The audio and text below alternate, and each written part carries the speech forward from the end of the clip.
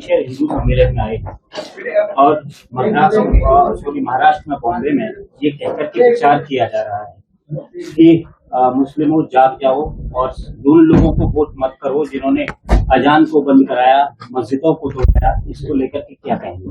अभी से चुनावी मुद्दा बन रहा है। देखिए, हिंदुत्व कोई चुनावी मुद्दा नहीं है। हिंदुत्व का जागरण, सनातन का जागरण भारत के भविष्य के मार्ग को प्रशस्त करता है। भारत एक महाशक्ति बनने के पथ पर है। भारत के प्रधानमंत्री नरेंद्र मोदी जी के नेतृत्व में आज पूरी दुनिया भारत की तरफ देख रही है और इन परिस्थितियों में, और ये कभी दुनिया के इतिहास में ऐसा कभी नहीं हुआ कि अमेरिका भी भारत को उतना ही सम्मान दे रहा है जितना रूस दे रहा है। ईरान भी भारत के साथ है और इजराइल भी भारत के साथ है। तो सवाल इस बात का है कि जब पूरे विश्व के वैश्विक पटल पर भारत अपनी ध्वजा को फहरा रहा है, ऐसे में भारत के भीतर कुछ राष्ट्र विरोधी तत्व हैं जो भारत को तोड़ना चाहते हैं, भारत को कमजोर करना चाहते हैं। वो लोग इस तरह की सियासत कर रहे हैं। जिन लोगों को सत्ता चाहिए, जो लोग सत्ता से दूर हैं, वो किसी भी कीमत पर सत्ता पाना चाहते हैं। इसलिए भारत के भीतर भारत के टुकड़े करने का सपना देखना, भारत के टुकड़े होंगे, प्रधानमंत्री की कब्र खुदेगी, इस तरह की बातें हो रही हैं। ये तमाम शक्तियां जो भारत की संस्कृति और सभ्यता और सनातन तीनों से शत्रुता का भाव रखती हैं, इन्हें मालूम है कि यदि सनातन एक रहा तो भारत के टुकड़े नहीं किए जा सकते हैं। इसलिए सनातन को सशक्त करने के लिए हिंदुत्व का जागरण आवश्यक है। यदि सनातन कमजोर हुआ तो भारत कमजोर होगा, क्योंकि सनातन को और भारत को अलग करके नहीं देखा जा सकता। दुनिया के सभी धर्मों का, किसी भी धर्म का ओरिजिन किसी का अरब में है, किसी का यरूशलेम में है, लेकिन सनातन वो धर्म है जिसकी उत्पत्ति भारत की भूमि पर हुई। इसलिए भारत में सभी धर्मों का सम्मान है, लेकिन भारत का धर्म सनातन है। आचार्य जी, हिंदू सम्मेलनों का आयोजन किया जा रहा है, हिंदू जागरण हो रहा है, वहीं दूसरी तरफ बांग्लादेश में हिंदुओं का कत्लेआम भी हो रहा है। 25 दिन के अंदर 8 हत्याएं हो रही हैं, हिंदू महिलाओं के साथ बलात्कार हो रहा है, बच्चियों को रौंदा जा रहा है। आपको क्या लगता है, जो जिस तरह से देवकीनंदन ठाकुर ने सैनिक आक्रमण की बात की है बांग्लादेश पर, क्या बांग्लादेश को उसी भाषा में जवाब देने की जरूरत है? मुझे लगता है ये विषय, इस पर गंभीरता से भारत सरकार सोच रही है, लेकिन इंटरनेशनल इश्यूज पर अगर हम अभी कह दें कि एकदम आक्रमण किया जाए तो ये मुनासिब नहीं होगा, ये प्रासंगिक नहीं होगा।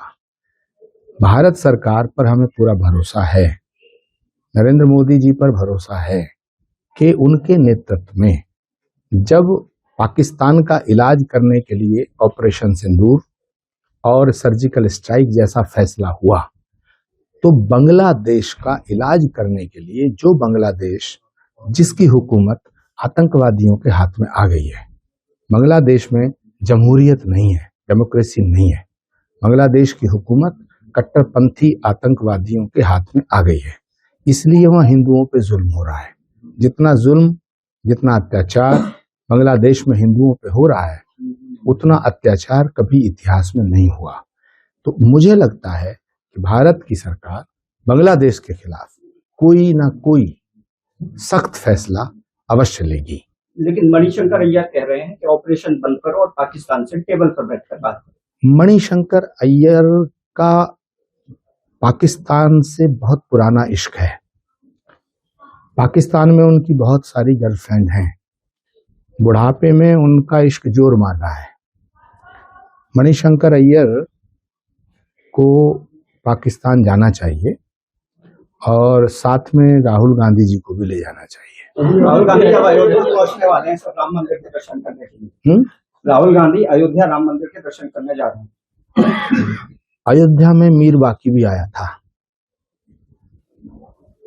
किसका कैसा भाव है वो महत्वपूर्ण है। भगवान भावग्रही है, क्रियाग्रही नहीं है। शास्त्रों में कहा है न क्रियाकृत न अपेक्षनात् ज्ञानवत। अयोध्या जाना या ना जाना ये महत्वपूर्ण विषय नहीं है। महत्वपूर्ण विषय है कि आपकी श्रद्धा राम के प्रति है या नहीं है। हमारे यहाँ शास्त्रों में एक सूत्र है, प्रत्यक्षम किम प्रमाणम। प्रत्यक्ष को प्रमाण की आवश्यकता नहीं होती है। राम के नाम से नफरत, जय श्री राम के नाम से नफरत, नारे से नफरत। कभी राहुल गांधी जी को आपने राम राम कहते सुना है?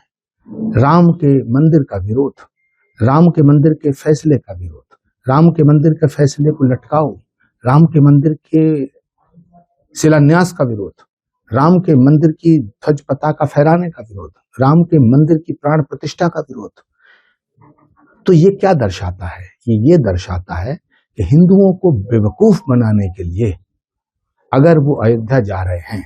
पहली बात तो ये है कि मुझे लगता है जितना मैं राहुल गांधी को जानता हूं, वो राम के प्रति उनकी श्रद्धा नहीं है, वो राम मंदिर नहीं जाएंगे। सर, ओवैसी ने कहा था कि हिजाब वाली एक दिन प्रधानमंत्री होंगे। वहीं सपा के एक प्रवक्ता हैं, उन्होंने ये कहा है कि मेरे घर में तो ना मेरी बहन हिजाब पहनती है, ना मेरी माता जी हिजाब पहनती है। क्या कहेंगे सर? देखिए, समाजवादी पार्टी के नेता अखिलेश यादव जी और ओवैसी साहब खलेरे खलेरे भाई हैं। धर्म परिवर्तन चल रहा है आजकल। जिस धर्म में जो पैदा हुआ है वो परमात्मा की इच्छा से पैदा हुआ है। धर्म का परिवर्तन परमात्मा का विरोध है। जो धर्म को परिवर्तित कर रहे हैं वो स्वार्थ के वशीभूत होकर के कर रहे हैं।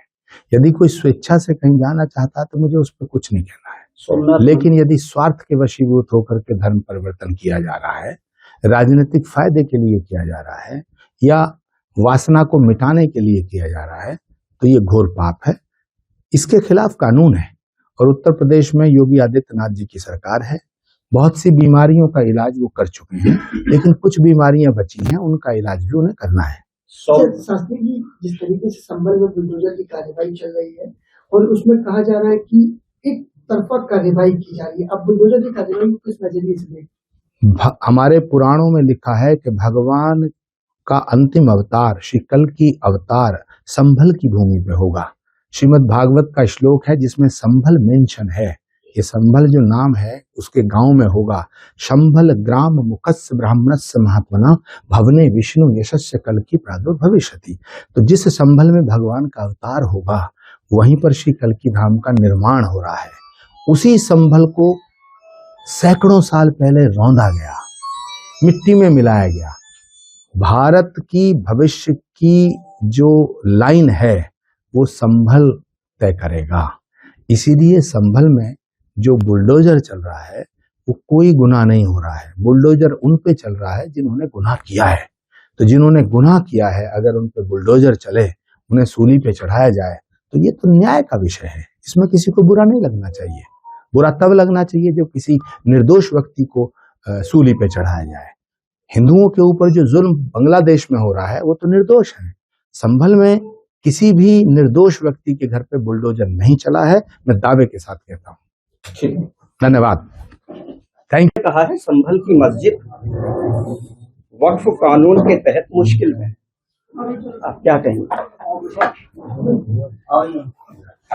देखिए,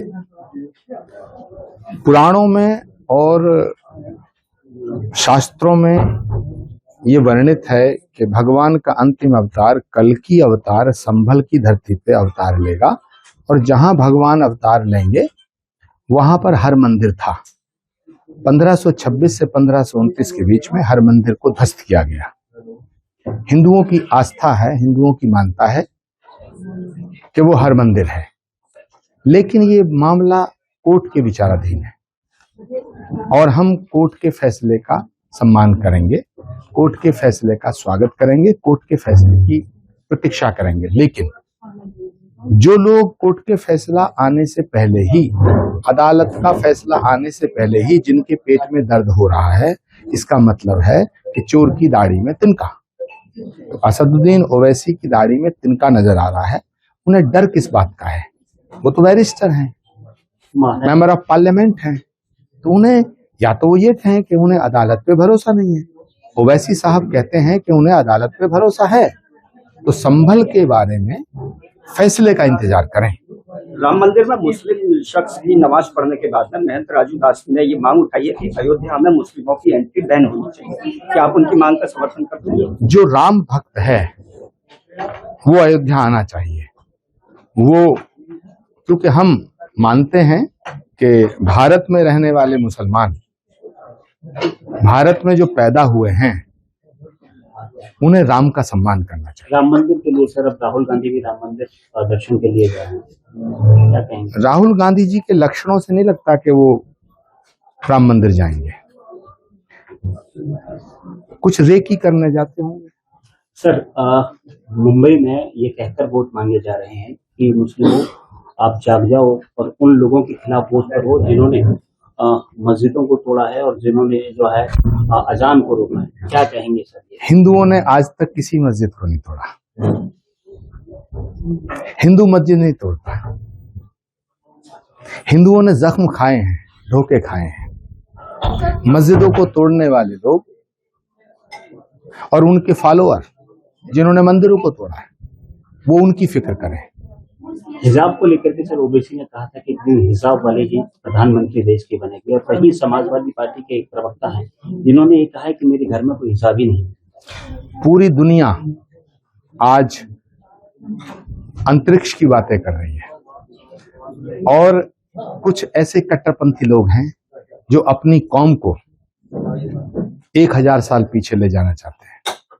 तो मैं तमाम भारत के मुस्लिम बहन भाइयों से अपील करता हूं कि वो अपने मुस्तकबिल के लिए, अपने फ्यूचर के लिए, अपने भविष्य के लिए इन कट्टरपंथी लोगों का समर्थन करना छोड़ें। सर, चंदौली के सपा सांसद ने कहा है कि भगवान राम विचारों से समाजवादी थे। बिल्कुल ठीक कहा है। भगवान राम समाजवादी थे लेकिन परिवारवादी नहीं थे। जनवरी 2024 को जब राम मंदिर की प्राण प्रतिष्ठा करता है तो हिंदुत्व जागृत होता है। भारत के यशस्वी प्रधानमंत्री के रूप में 19 फरवरी 2024 को संबल की पावन धरा पर जब कल की धाम का शिलान्यास देश का प्रधानमंत्री करता है तब हिंदुत्व जागृत होता है। तब हिंदुत्व जागृत होता है और हिंदुत्व को जागृत करना हमारा दायित्व है, हमारी जिम्मेदारी है साहब।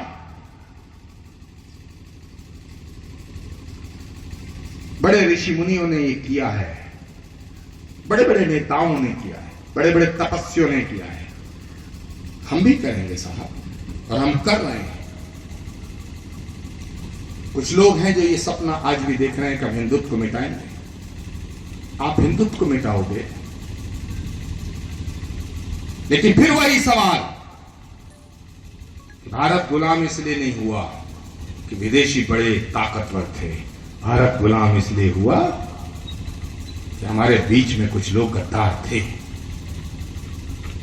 और वो जितने गद्दार थे वो जन्म से हिंदू थे।